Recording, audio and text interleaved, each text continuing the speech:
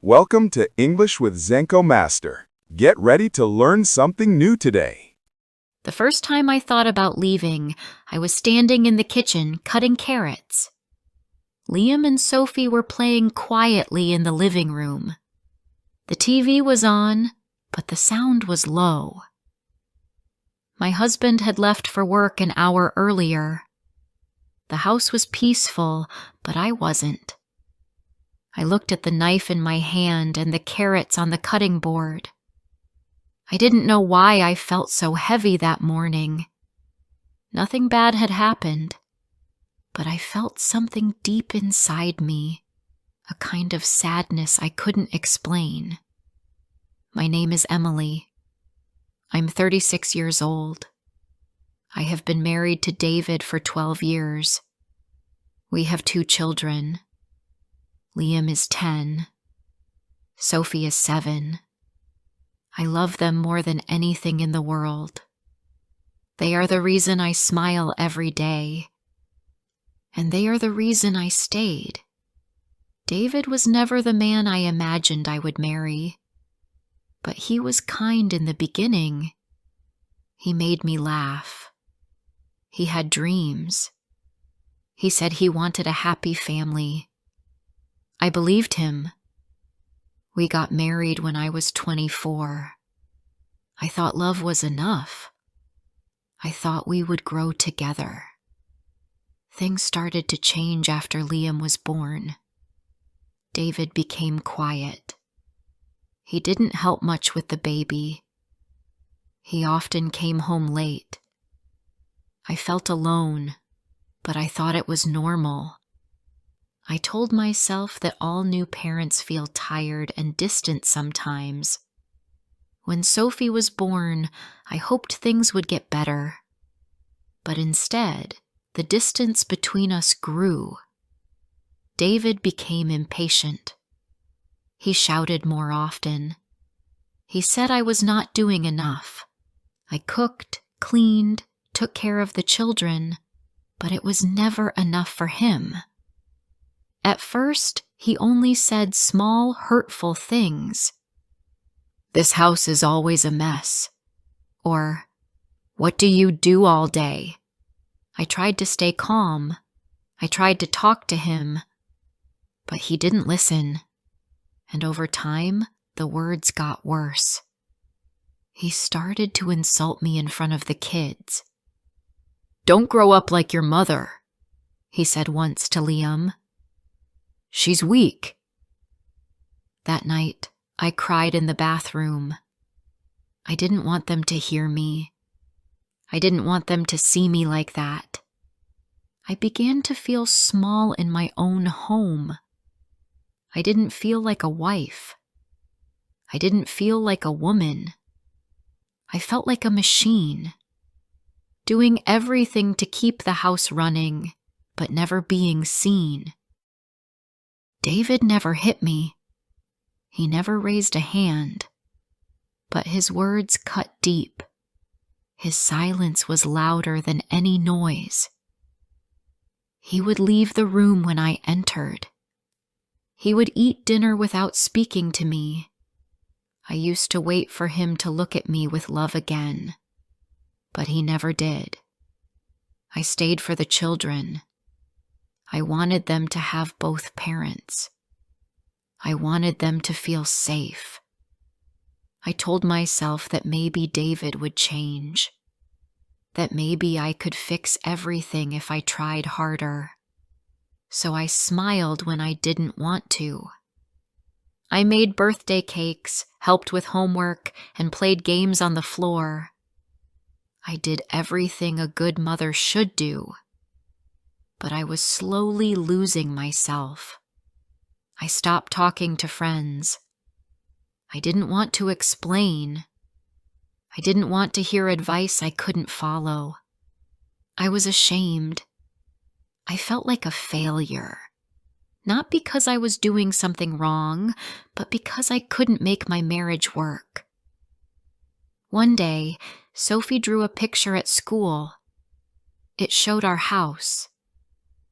She had drawn me with a sad face. She gave it to me proudly. "This is our family," she said. I smiled and thanked her. But later that night, I looked at the picture again and cried. Even my children could see it. I wasn't hiding it well anymore. Liam once asked me, "Why doesn't Dad talk to you much?" I didn't know what to say. I told him, "Dad is tired from work."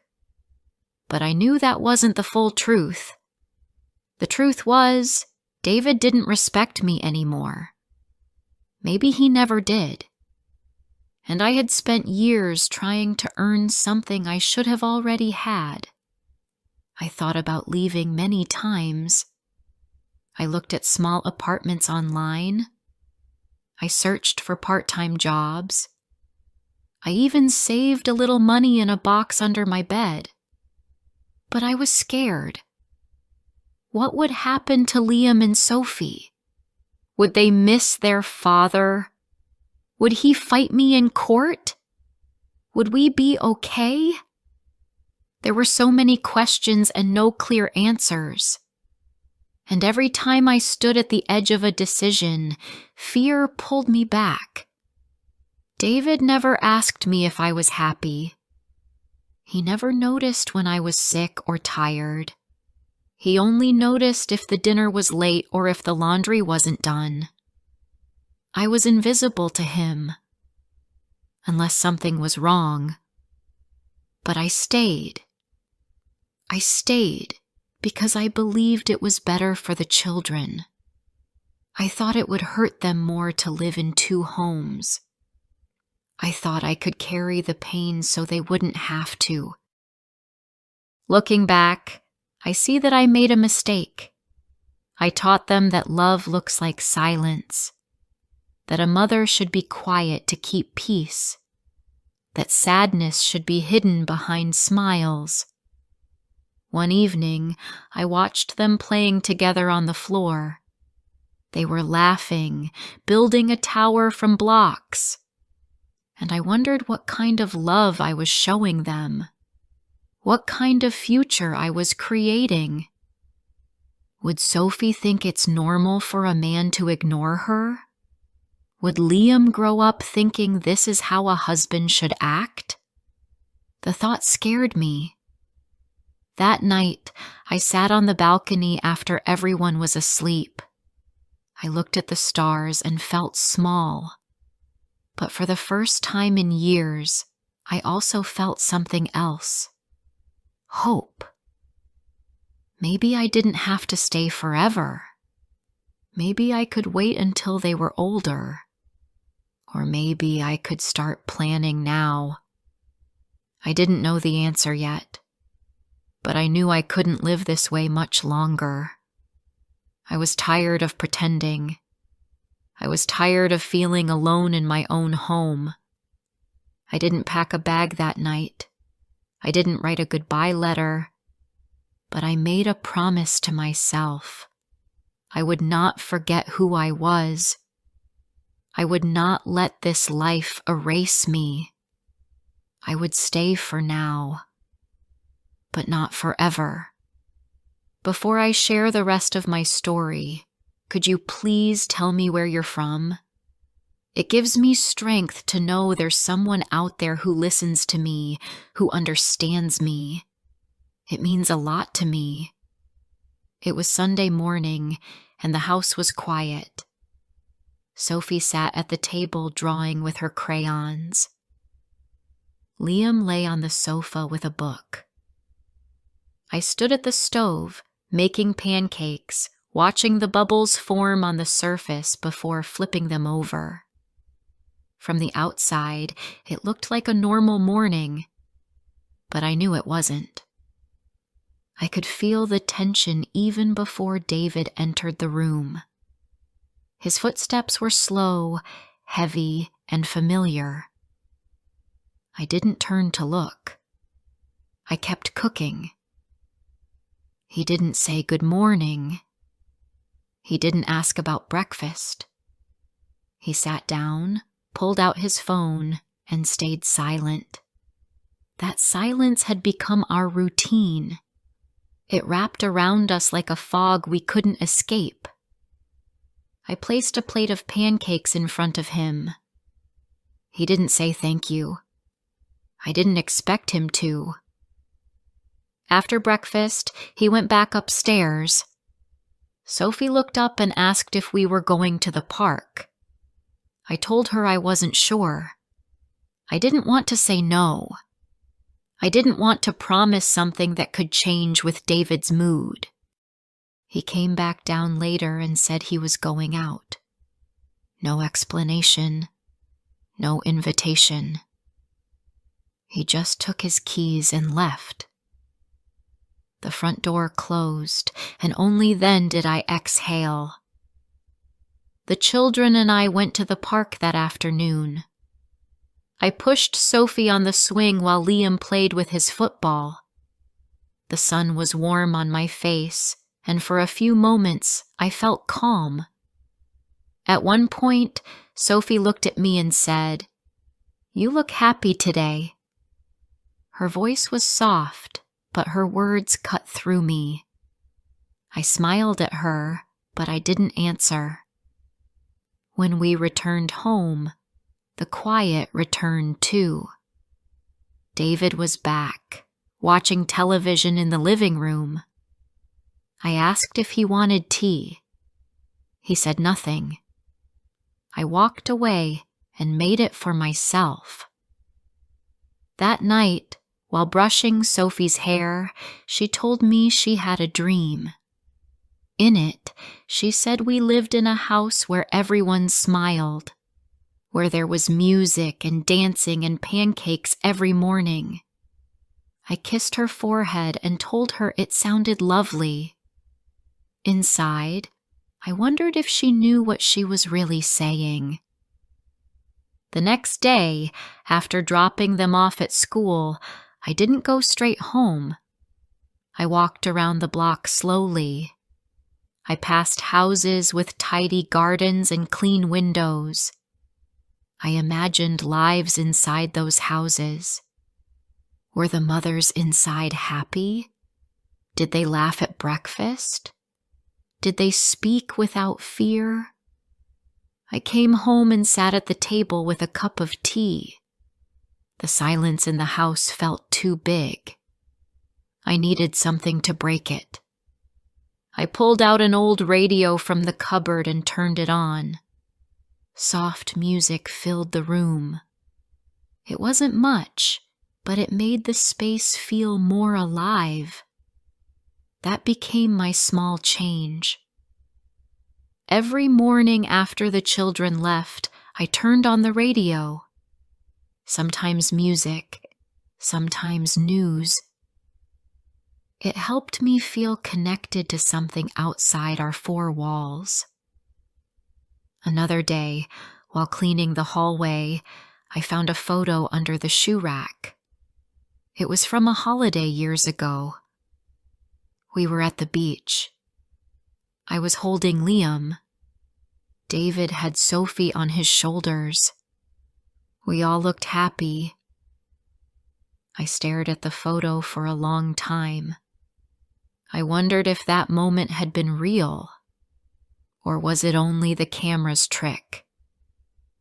I put the photo back in a drawer and kept sweeping, but that picture stayed in my mind.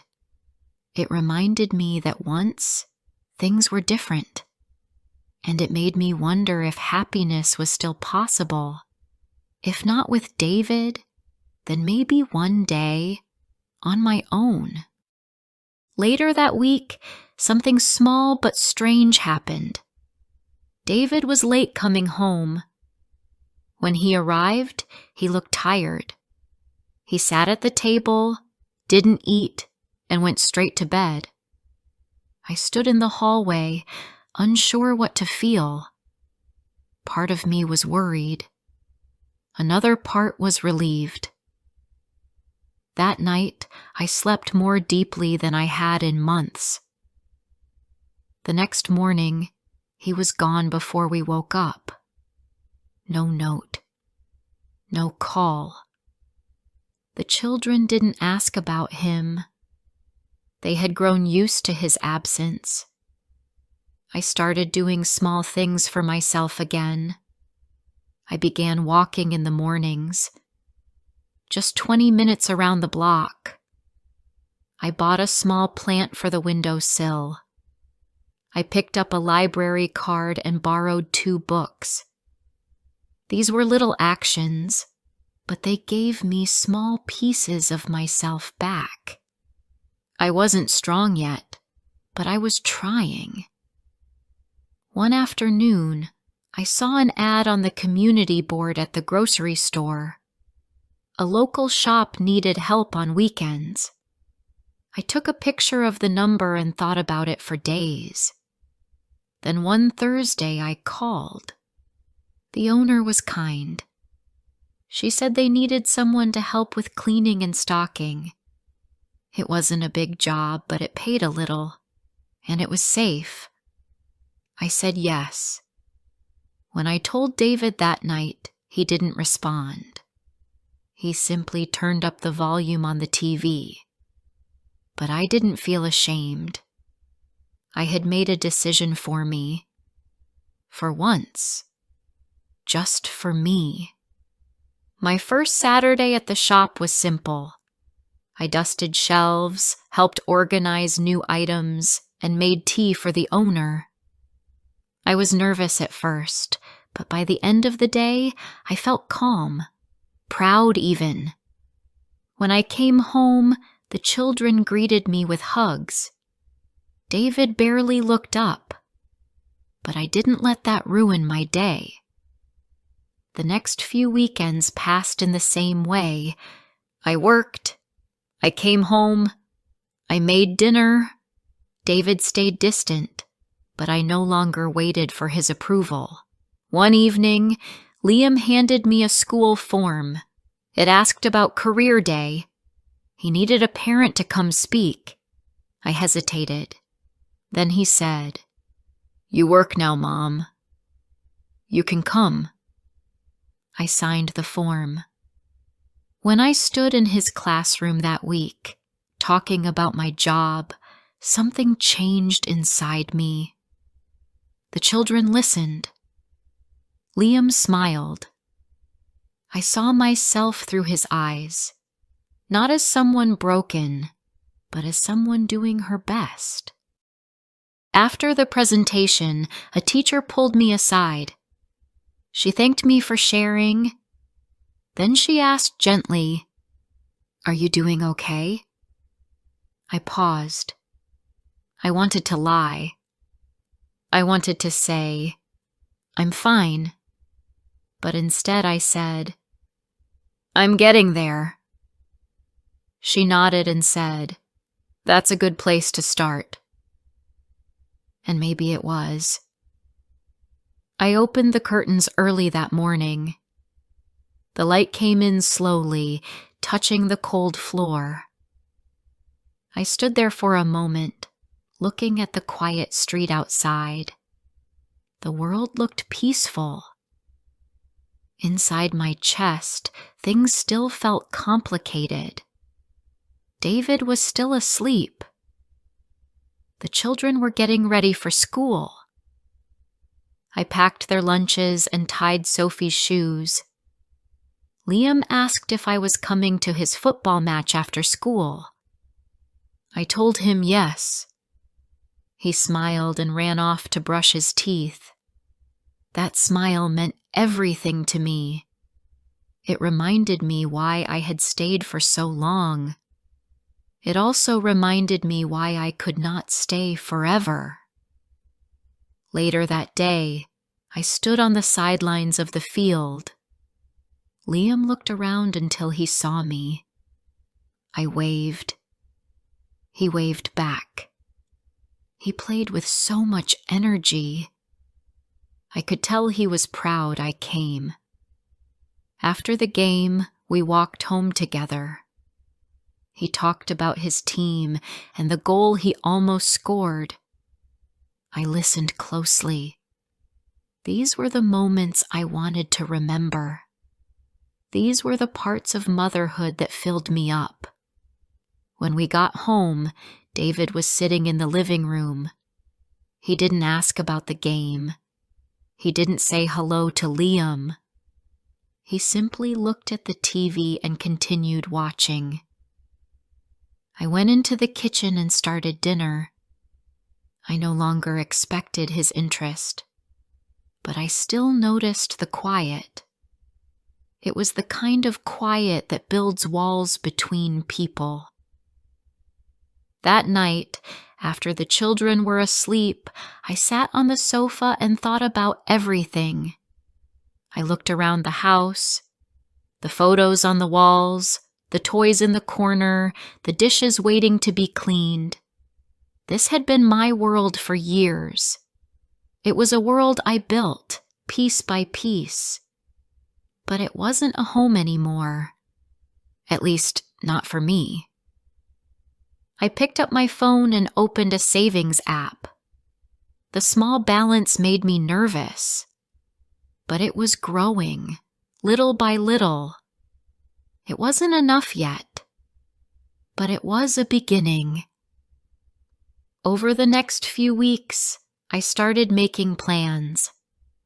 I looked at apartment listings during my lunch break at the shop. I searched for schools near those areas. I read articles about single parenting. I didn't rush. I didn't make bold moves. I wanted to do it right. I wanted to make sure the children would be okay. One day, while helping Sophie with her spelling words, she asked me something simple. "Mom, do you like being here?" I paused. I asked her what she meant. She said, "Here, in this house, with Dad." I didn't want to lie, but I didn't want to confuse her either. So I told her, "I like being with you and Liam very much." That was true. It was also enough for that moment. After she went to bed, I sat on the floor in the hallway. I leaned my head against the wall. Her question stayed with me. The truth was hard to face, even when I was alone. I no longer felt loved in my marriage. I no longer felt seen. I had turned into someone I didn't recognize. But I had also changed in ways that gave me hope. I had found strength in small steps. I had found courage in simple actions. I had started to believe I could have a better life. That winter, I found a small apartment near the children's school. It wasn't fancy. It had 1 bathroom, 2 bedrooms, and a small balcony. But it had light. It had space. It had the feeling of a new beginning. I didn't sign anything yet, but I kept the listing saved. I visited the building. I spoke with the landlord. He told me the apartment would be available in April. That gave me 3 more months. 3 months to save more. 3 months to plan well. 3 months to prepare my heart. During that time, I started telling the children more about life changes. I didn't talk about leaving. I just began sharing small lessons. I told them that families can live in different homes. I said that people can be kind, even when they don't stay married. They listened closely. They didn't ask many questions, but I could tell they were thinking about it. David didn't notice the changes. He was focused on his work and his routine. He didn't see that I no longer flinched at his cold words. He didn't see that I had stopped asking for his time. We were 2 people sharing space, not sharing life. In early March, Liam came home with a paper from school. It was for a class trip. It cost more than I expected. I almost said no, but then I thought about what I was working toward. I used my weekend pay from the shop to pay for it. Liam was surprised. He hugged me and said, "Thanks, Mom." That was worth every coin. I knew I couldn't give them everything, but I could give them love. I could give them stability. I could give them a version of home that felt warm again. By the end of March, the apartment was still available. I called the landlord and said I wanted it. He agreed to hold it for 1 week. That night, I sat in bed and looked at the ceiling. I knew the next step would change everything. I would need to talk to David. I would need to explain things to the children. I would need to step into a new kind of life. I was scared, but I was also ready. The next morning, I waited until the children were at school. David was home late that day. I asked if we could talk. He looked annoyed but said yes.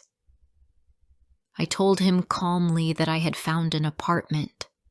I told him I wanted to move out in April. I said I would take the children with me, but he could visit them. I didn't raise my voice. I didn't cry. I had rehearsed this moment in my head many times. He didn't shout. He didn't beg. He simply said, "Fine. Do what you want." That was it. I left the room and stood in the hallway. I didn't feel joy. I didn't feel sad. I felt like I had finally opened a door I had kept shut for too long. Later that week, I sat down with Liam and Sophie. I told them we were moving to a new place. I said it would be close to their school. I said they could still see their dad. They both asked why. I told them, sometimes people stop being happy together, but that doesn't mean we stop loving our children. Sophie hugged me. Liam sat quietly for a while. Then he asked, "Will we all be okay?" I looked him in the eyes and said, "Yes, we will be okay." The move happened in early April. The apartment was small but clean. The sunlight came through the windows in the morning. We filled it with simple things: books, toys, kitchen tools. And little by little, it started to feel like home. David didn't visit much at first. When he did, the children were polite, but I could tell they were still adjusting. At night, I sat on the balcony with a cup of tea. I listened to the city sounds and breathed in the air. It felt different. It felt lighter. We had our hard days. I made mistakes. The children asked tough questions. Sometimes I cried when they couldn't see me, but I never doubted my decision. I didn't leave because I stopped caring. I left because I finally believed that love should not hurt, that silence is not safety, that children learn from everything we do, even the things we don't say. I had stayed for the children, but I had also left for them, so they could see a version of love that looked like truth, so they could grow up knowing that respect is not optional, so they could learn that sometimes the strongest thing you can do is begin again. And in that small apartment, on quiet evenings, I began again. I hope you have enjoyed the story. Like and comment if you want to hear more soon.